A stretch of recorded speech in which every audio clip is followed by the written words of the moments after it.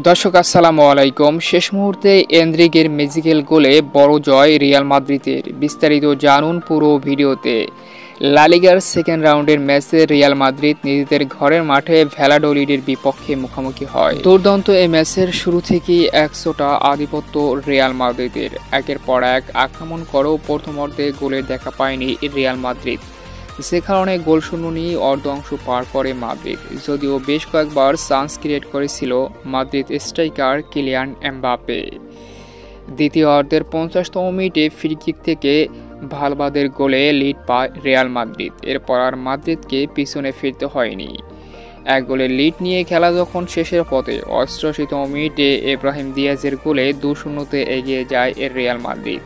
এরপর এমবাপ্পের সাব হিসাবে মাঠে নামেন সুপার সাব ব্রাজিলিয়ান তারকা এনরিক 4 মিনিটের ভিতরে 96তম মিনিটে অর্থাৎ অতিরিক্ত মিনিটে দুর্দান্ত গোল করেন রিয়ালের হয়ে। শেষ পর্যন্ত এগিয়ে যায় 3-0 গোলের ব্যবধানে। এনরিকের গোলটি ছিল দুর্দান্ত। শেষ মুহূর্তের গোলে অবিশ্বাস্যভাবে বড় ব্যবধানে জয় পায় রিয়াল মাদ্রিদ ভ্যালাডোলিডের বিপক্ষে নিজেদের ঘরের মাঠে লা লিগার দ্বিতীয় রাউন্ডের ম্যাচে। তো অভিনন্দন রিয়াল মাদ্রিদকে, অভিনন্দন এনরিককে।